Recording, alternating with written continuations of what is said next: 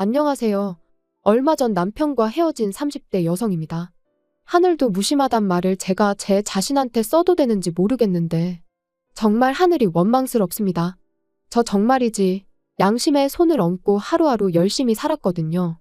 그래서 저는 결혼이 신이 저에게 주는 선물 같은 거라고 생각했어요.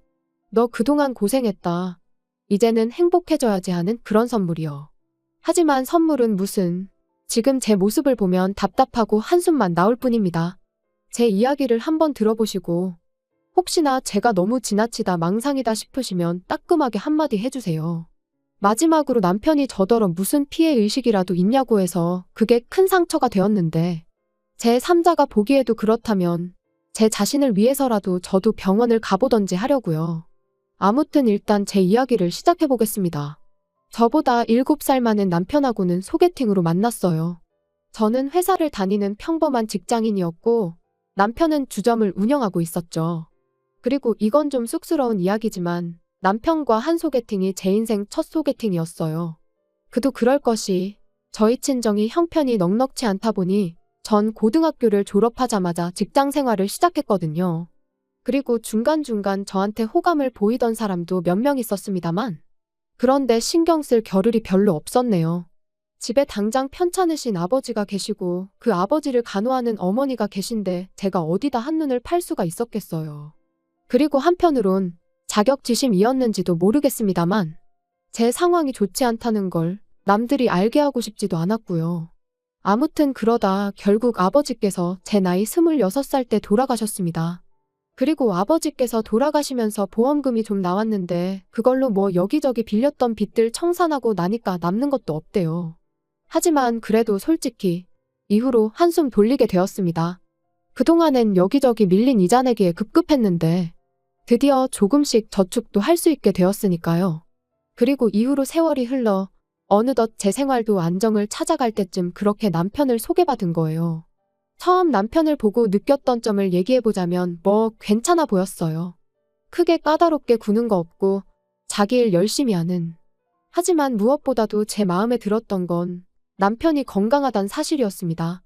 평생 몸이 약한 아버지와 살면서 어머니가 얼마나 고생을 하셨는지 누구보다 제가 잘 알았으니까요. 병간호라는 게 정말이지. 아픈 사람은 병간호해주는 사람한테 아프다고 할 수나 있지 병간호하는 사람은 아픈 사람한테 말 한마디 푸념도 못해요. 그게 그렇더라고요. 그래서 아무튼 남편하고 연애를 시작했는데 사귄 지 7개월 만에 바로 결혼 이야기가 나왔습니다. 남편 말이 자기 나이도 있고 하니까 얼른 결혼해서 애도 낳고 그랬으면 좋겠다고요. 그런데 전 솔직히 자신이 없었어요.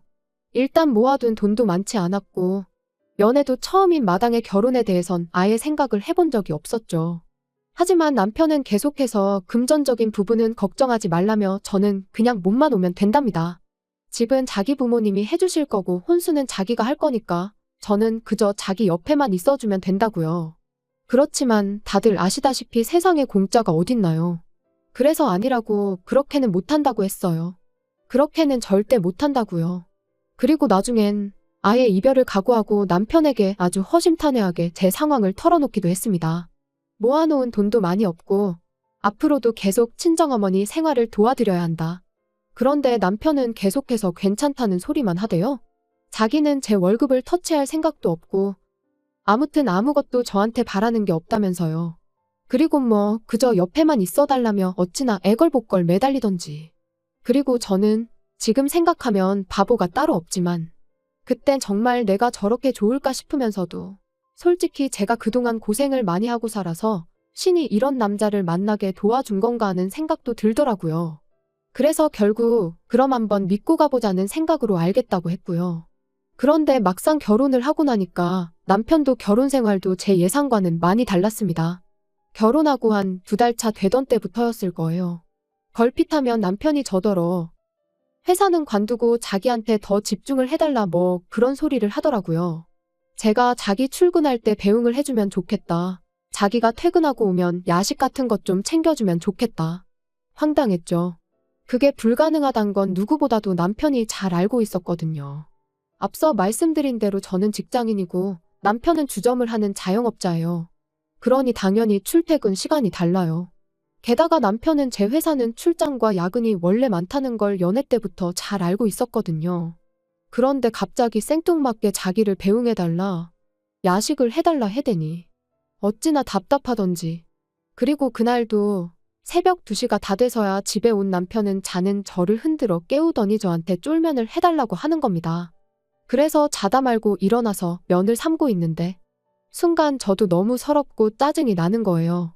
그래서 남편한테 정말 이래야겠냐니까 저더러 그거 좀 해주는 게 그렇게 귀찮냐대요. 어이가 없어서 내 입장에서 한번 생각해 보라고 했어요. 6시에 일어나서 출근 준비해야 하는데 지금 시간 좀 보라고. 한두 번도 아니고 매번 이러니 화가 안 나겠냐고요. 그랬더니 남편이 어째선지 순순히 알겠답니다. 그리고 그런 남편의 모습에 뭔가 미심쩍긴 했는데 그래도 한편으론 하긴 자기도 자기가 너무하단 걸 깨달았나 보다 싶기도 했죠.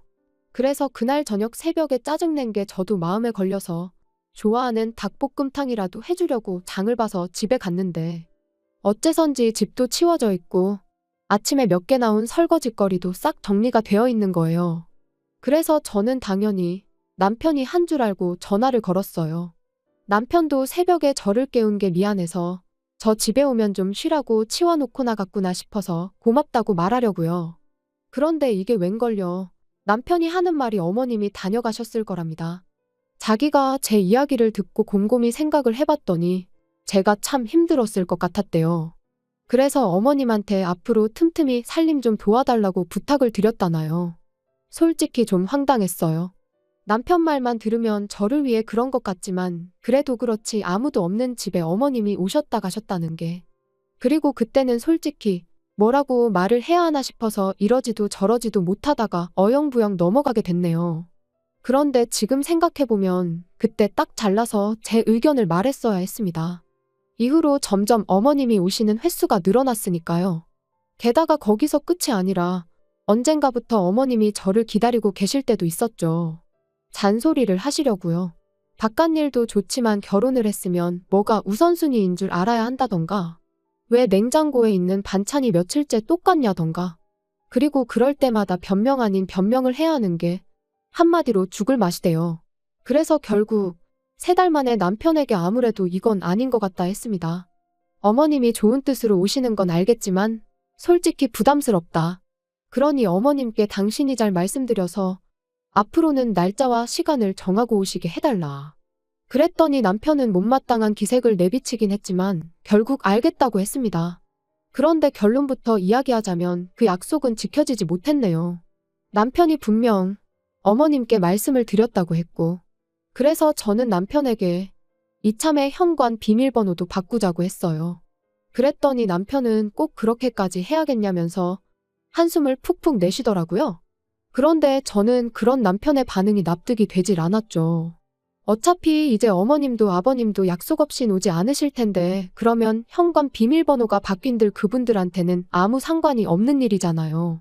그래서 제가 남편에게 조목조목 따지고 들면서 도대체 뭐가 문제냐고 했더니 남편도 딱히 반박은 못하고 그저 짜증난다면서 제 마음대로 하라대요. 어이가 없었죠. 싸우자고 한 이야기가 아니었는데. 아무튼 그래서 이제 비밀번호까지 바꿨어요. 그런데 참 이상한 일이었습니다. 어째서인지 언젠가부터 또다시 퇴근하고 집에 오면 집이 마치 저희 집이 아닌 것처럼 느껴지기 일쑤였으니까요.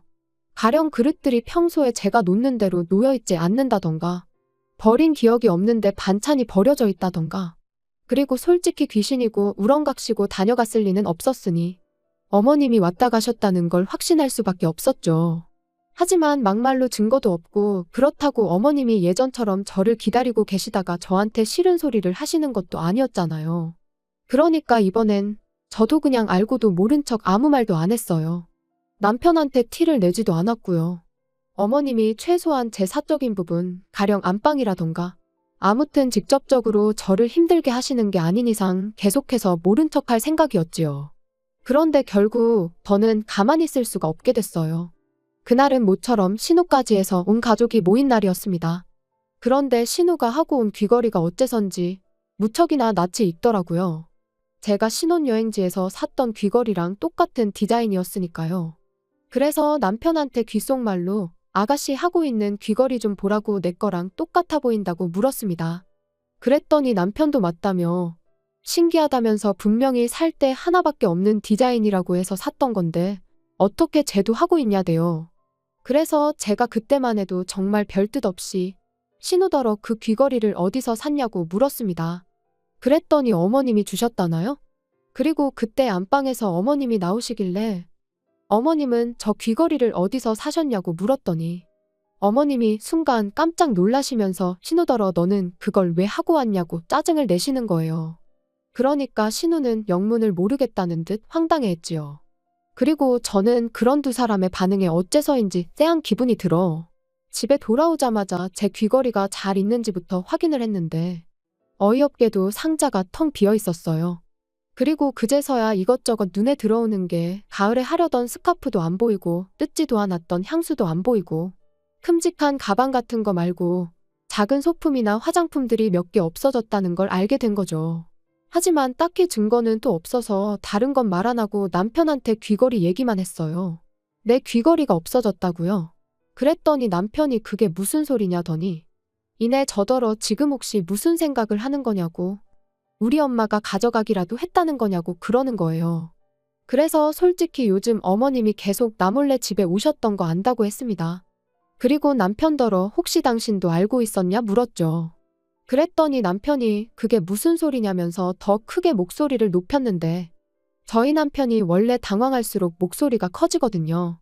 그래서 이 인간이 지금 거짓말을 하고 있구나. 어머님이 드나들고 계신 걸 알고 있었구나 싶대요. 하지만 정말 저한테 무슨 증거라도 있는 것도 아니고 그래서 몰랐으면 됐다 하고는 더는 가타부타 말을 안 했어요. 범인은 현장에 반드시 다시 나타난다는 말처럼 저도 어머님이 다시 오실 거란 확신이 있었으니까요. 그리고 며칠 뒤 그날도 평소처럼 출근을 했는데 아침에 뭘 잘못 먹기라도 했는지 영속이 좋지가 않았습니다. 그래서 반차를 내고 모처럼 집에 일찍 왔는데 기가 막혀서 말도 안 나왔어요. 현관을 들어서니 어머님이 제가 온 줄도 모르고 거실에서 제 옷들을 입어보시며 패션쇼를 하고 계셨으니까요.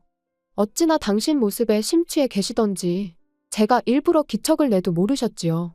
그래서 결국 보다 못한 제가 어머님께 지금 뭐 하시냐 했습니다. 주인도 없는 집에서 남의 옷은 다 꺼내놓고 지금 뭐 하고 계시냐고요. 그랬더니 어머님이 얼굴이 정말 새빨개지셔서는 저더러 지금 무슨 소리를 하는 거냐며 대뜸 이 옷도 저 옷도 다 내 아들이 벌어다 준 돈으로 산 거지 않냐. 그러니 내가 좀 입어볼 수도 있지 그러시대요. 그래서 제가 꼭 그런 것만도 아니라고 저희 맞벌이 하는 거 아시잖아요 했어요.